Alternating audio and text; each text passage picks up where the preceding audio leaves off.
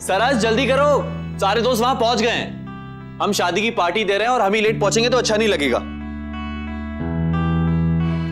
देखिए बाबू, birthday party का order छोड़ के खुद दोनों पार्टी में जा रहे हैं। पहले दिन ही शिकायत मिलने वाली है आपको।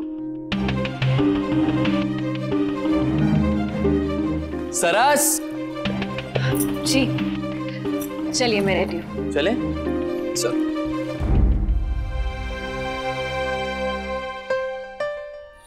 आपको मेरी बात बुरी लग रही होगी भाभो, पर उस दिन मैं इसीलिए कह रही थी कि सरस बेचारी अकेली क्या क्या करे।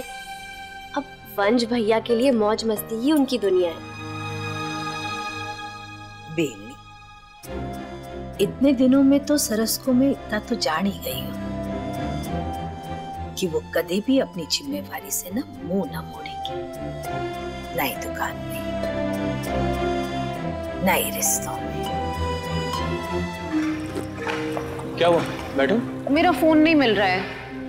जो एक सेकंड।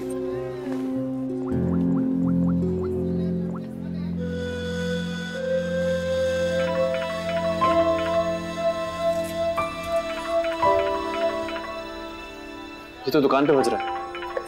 रुको, मैं लेकर आ रहा हूं।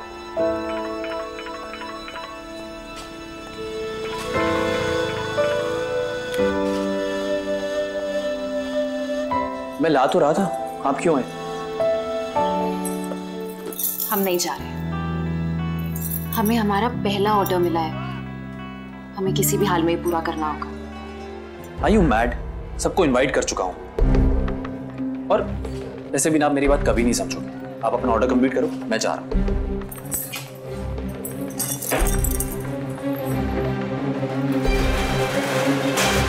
सरस, ये क्या कर रहे हो?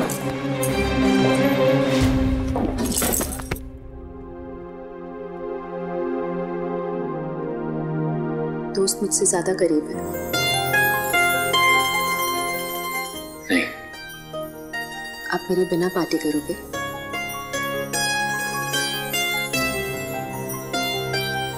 पर आप तो दुकान में बहुत बोर होते हो।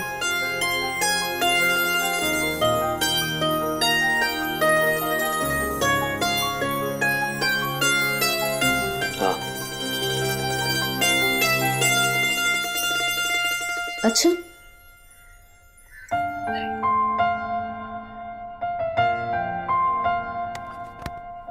तो आज आपको मेरी मदद करनी होगी। हम ऑर्डर भी कंप्लीट करेंगे, टाइम पे डिलीवर भी करेंगे और साथ में भी रहेंगे। आप राहुल की तरह स्पीड नहीं पकड़ रहे। अब आपने माहौल ही इतना अच्छा बनाया कि मैं 24 घंटे इसी दुकान पे रहूंगा। अगर कहीं जाना नहीं था तो हम तैयार क्यों हुए? तैयार होकर दुकान में काम करेंगे। जाना नहीं है क्योंकि दुकान में काम करना है, और हम तैयार इसलिए हुए हैं क्योंकि मैंने शादी की पार्टी यहाँ शिफ्ट कर दी है और तुम्हारे दोस्तों को भी मैसेज कर दिया है। काम का काम और धमाल का धमाल। ऐसे आई लाइक इट। सारा बन के आपको पता चल गया ना कि वंश को कंट्रोल कैसे करना है। ठीक है, तो वंश राठी हाजिर है अपनी शादी का पहला टेस्ट पूरा करने के लिए।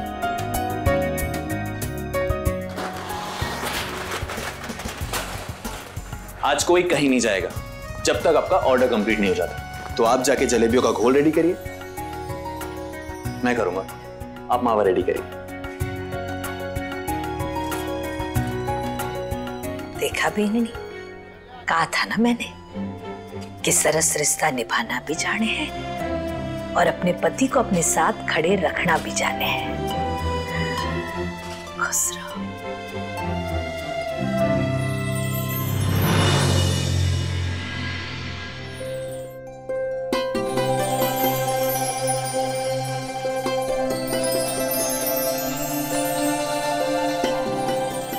कैसा रहा कल का ऑर्डर? टाइम पर पहुंचा दिया था नहीं? जी बाबू, ऑर्डर तो हमने टाइम से आधा घंटा पहले पहुंचा दिया था।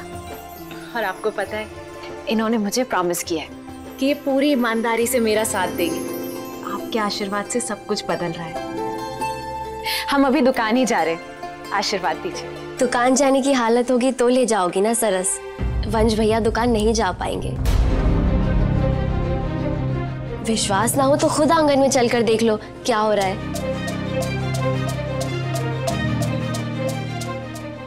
तुम दोनों जाओ, मैं पूजा खत्म कर आती हूँ। जी आओ।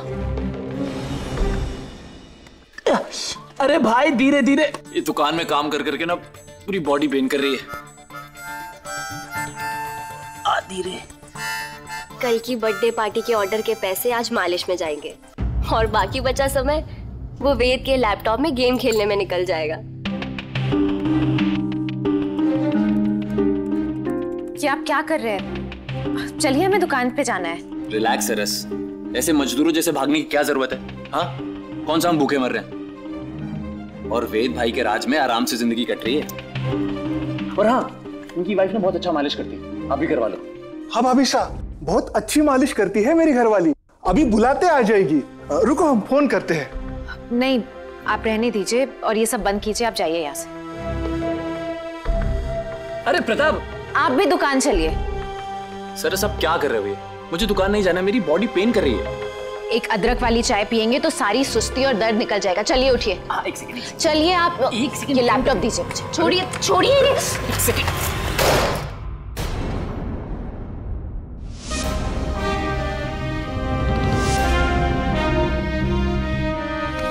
आप पागल हो गए हो क्या? हाँ, लैपटॉप गिर गया। आपको समझाना मतलब पत्थर पे सर फोड़ने जैसा है।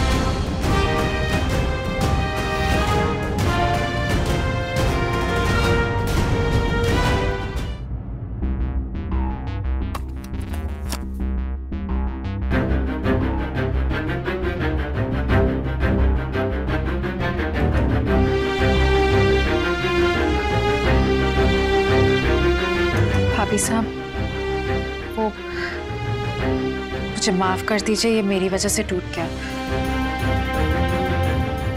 ये तो वापस बन भी जाएगा सरस, लेकिन जब घर टूटता है, रिश्ते टूटते हैं तो वापस बन नहीं पाते।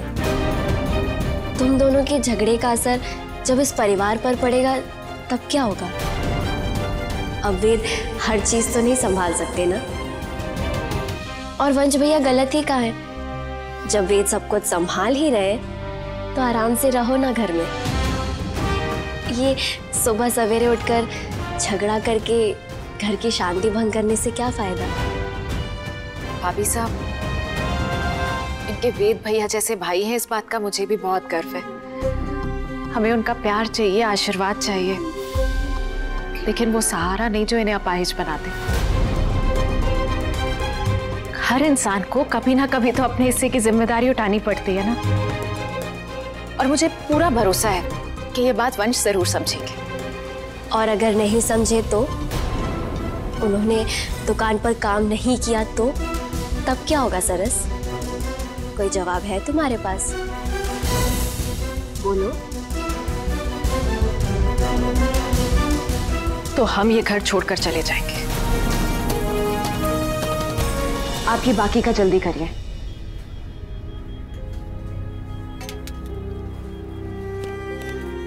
मैडम जी, शायद आप भूल रही हैं कि अभी अभी आपकी शादी हुई है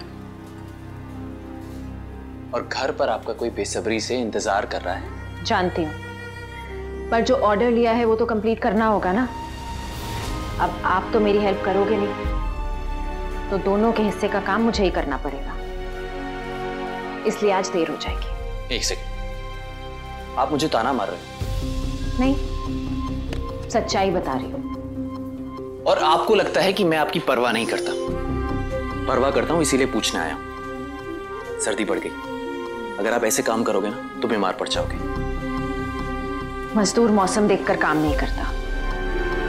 सरस देखो, अगर आप चाहते हो कि सुबह से लेकर शाम तक मैं इस भट्टी के आगे बैठा रहूं तो वो मुझसे नहीं होगा। मैंने ऐसी लाइफ जी ही नहीं है। मैं जो हूं सो हूं, और मैंने आपको आप जैसे हो वैसा अपनाया है, तो आपको भी मैं जैसा हूं वैसा अपनाना होगा। मैं नहीं बदल सकता। सॉरी।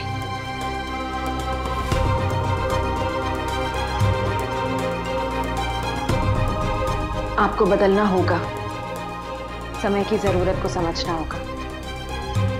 मजदूर नहीं, जिम्मेदार बनाना चाहती हूँ।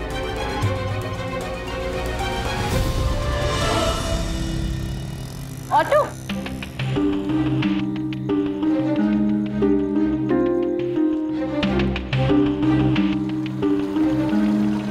सरस,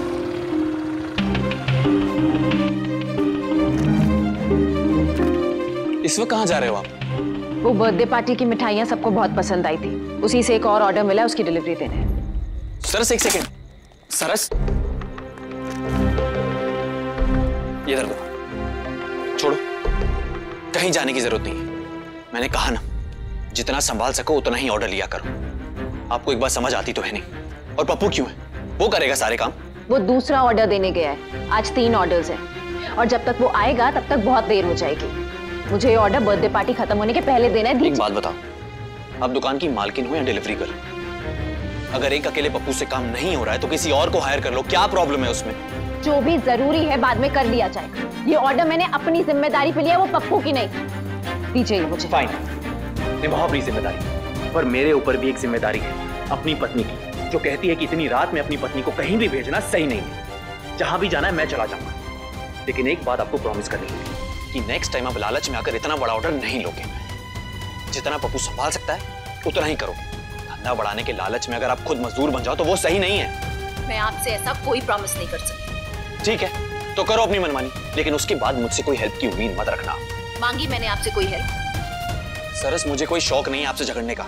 अगर आप जिद्दी हो ना तो मैं महाजिद्दी हूँ। मैंने कहा नहीं जाना है तो नहीं जाना है। मैंने इस दुकान की चाबियां दुकान चलाने के लिए ली है। तो मतलब आप मेरी बात नहीं मानोगे और आप चाहते हो कि मैं आपकी बात मानूं। नौकर नहीं हूं आपका, पति हूं। सुना आपने? आपको जो समझना है आप वो समझिए। मैंने कभी आपको नौकर नहीं समझा, और अगर मैं सही हूं तो मैं आपकी बेवजह की रोक टोक क्यों सुनूं? मुझे डिलीवरी देनी है तो मैं जा रही हूं, छोड़िए। दीजिए रिक्शा। सरस,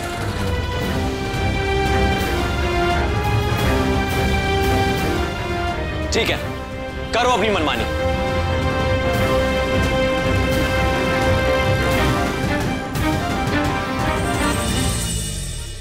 दुकान का ऑर्डर टाइम पर पहुंच जाता है, बट मेरा नाश्ता टाइम पर बिल्कुल नहीं मिलता। बीननी, कभी कभी बातों को ना अनदेखा करना भी अच्छा होवे। चल तैयारी कर। हाँ? सही कहा भाभो आपने। नहीं तो शेर का जवाब सवा शेर से देने लगे तो क्या घर और क्या मोहल्ला, हर जगह तमाशा बन जाता है। तमाशा मेरी वजह से नहीं, सरस की जिद की वजह से हुआ है। वजह जो भी रही हो वंश भैया, लेकिन घर की इज्जत तो मोहल्ले में उछल ही गई ना। अब मोहल्ले वाले आपको तो दोष देंगे नहीं, वो तो यही कहेंगे कि वेद के भाई भाभी कैसे झगड़ रहे हैं। कल हवलदारों ने मुझसे आकर जब पूछा है तो शर्म से पानी पानी हो गई। और आप दोनों को तो पुष्कर में कोई नहीं जानता, लेकिन वेद का तो बड़े बड़े लोगों में उठना बैठना है। इतना बड़ा नाम है राठी परिवार का, अब उसमें ये सब होगा तो क्या कहेंगे लोग?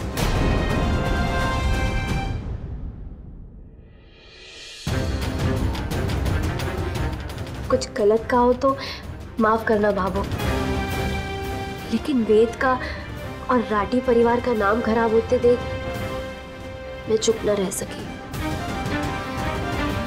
घर की इज्जत का मान रखना जरूरी होवे है बीननी, पर उससे भी ज्यादा जरूरी होवे पति पत्नी के रिश्ते में शांति बनाए रखना। आइंदा से तुम दोनों इस बात का ध्यान रखना कि ऐसी कोई भी वजह पैदा ना हो तुम दोनों के बीच में जिसके कारण कलेश पैदा हो, ना ही घर में ना बाहर। बिल्कुल सही कहा आपने भाभो।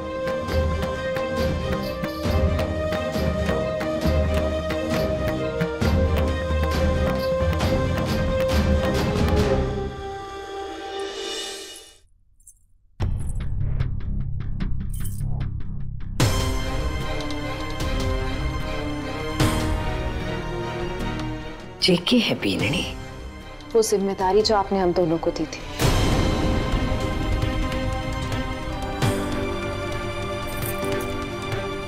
कनक मिष्ठान भंडार की चाबी।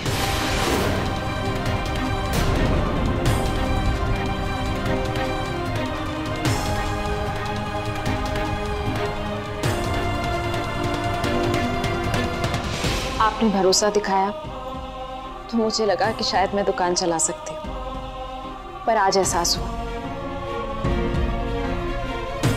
मैं ये नहीं कर सकती।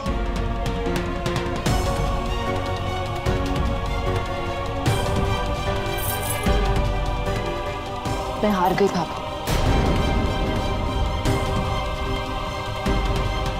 चलो अच्छा, अब मेरे और सरस के प्यार के बीच में ये दुकान नहीं आएगी। गुड। सरस, इसमें हार जीत वाली कोई बात नहीं। अब छोटी सी बात को दिल पे लगा रहे हो, और हर इंसान हर काम थोड़ी ना कर सकता है। भाभो को ही देख लो, भाभो घर और दुकान दोनों संभाल रही है, और भाभो ही दुकान चलाने के लिए कोई ना कोई बेहतर तरीका ढूंढ ही लेंगे, है ना? सरस की जे खामोशी मने आने वाले तूफान का संकेत लग रही है। हे मारा ठाकुर जी, हमारे परिवार पर अपनी कृपा बनाए रखना।